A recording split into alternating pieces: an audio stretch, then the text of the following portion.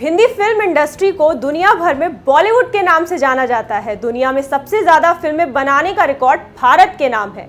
Sensor board के मुताबिक भारत में हर साल करीब 20 से भी ज्यादा भाषाओं में 1500 से 2000 फिल्में बनाई जाती हैं। हिंदी सिनेमा को बॉलीवुड, साउथ की फिल्मों को टॉलीवुड, कॉलीवुड और अमेरिकी फिल्मों को हॉलीवुड कहा जाता है। लेकिन क्या आपने सोचा है इन्हें ये नाम क्यों दिया गया है? नमस्कार, मैं हूं आपके साथ कौशाम्बी और आप देख रहे हैं नेशनल न्यूज नाउ। ज्यादातर लोग ये जानते हैं कि फिल्मों की तरह ही बॉलीवुड का नाम हॉलीवुड से कॉपी किया गया है, लेकिन इसमें सच्चाई कुछ भी नहीं है।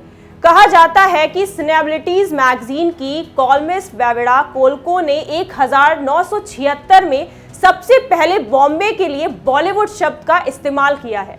भारतीय सिनेमा के लिए नहीं, बॉलीवुड के लिए। बता दें, बॉलीवुड शब्द पूरे भारतीय सिनेमा के लिए इस्तेमाल होने वाला शब्द नहीं है। हालांकि कुछ लोग इसे पूरी भारतीय सिनेमा के लिए उपयोग करते हैं, जो कि गलत है। भारतीय फिल्म उद्योग में करीब 20 से भी ज्यादा भाषाओं में फिल्म बनाई जाती है। ऐसे में हिंदी फिल्मों के लिए ही बॉलीवुड का इस्तेमाल किया जाता है। हालांकि अमिताभ बच्चन इस शब्द को कुछ खास पसंद नहीं करते। उनके लिए बॉलीवुड जैसा कोई शब्द मायने नहीं रखता है। वो इसे हिंदी सिनेमा कहलवाना ही पसंद करते हैं। हॉलीवुड नाम इस्तेमाल होने के पीछे भी इसी तरह का एक धारणा है। अमेरिका के लॉस एंजलिस ने एक शहर में जिसका नाम हॉलीवुड है, ये अमेरिकी फिल्म इंडस्ट्री को बहुत बड़ा केंद्र है और इसके लिए वहाँ के सिनेमा के लिए हॉलीवुड शब्द का प्रचलन है। भारतीय सिनेमा की शुरुआत 1913 से मानी जाती है। भारत की पहली मूक फिल्म राजा हरिश्चंद्र थी। इसके निर्माता दादा साहब फाल्के थे। उन्होंने 1913 और 1918 के बीच 23 फिल्मों का निर्माण किया। दादा साहेब फाल्के ही जिद थी भारत में फिल्म उद्योग की नींव पड़े। आज भी जब सिनेमा की बात होती है तो इस फिल्म का जिक्र जरूर होता है। सीमित संस्थानों के बावजूद एक शानदार फिल्म बनकर सबके सामने आई थी। 1950 और 1960 में भारतीय सिनेमा के इतिहास का स्वर्ण युग माना जाता है, क्योंकि इस दौरान गुरुदत्त, राज कपूर, दिलीप कुमार, मीना कुमारी, मधुबाला, नरगिस जैसे महान कलाकारों ने सिनेमा को नया रूप दिया था।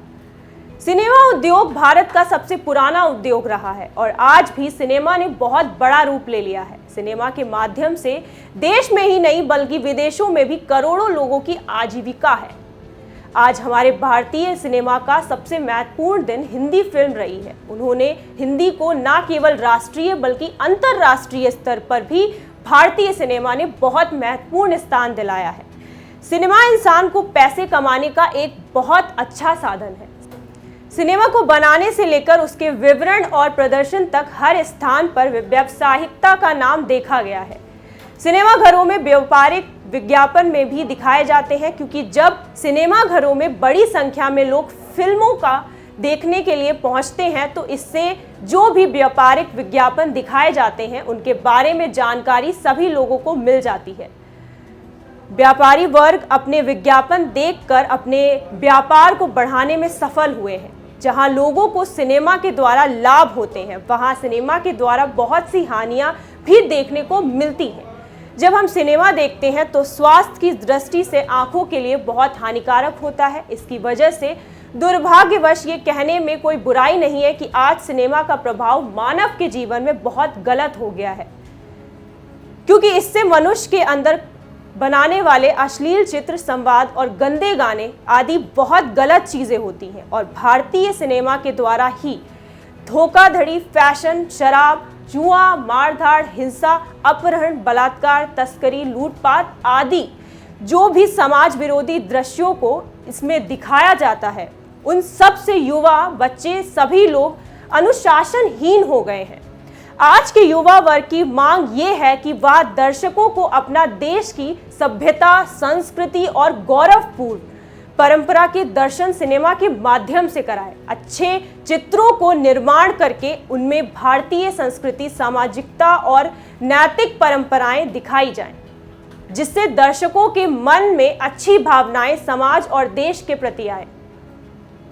फिलहाल आज के लिए इतना ही। ऐसे ही देश दुनिया की तमाम खबरों के लिए देखते रहिए नेशनल न्यूज नाउ।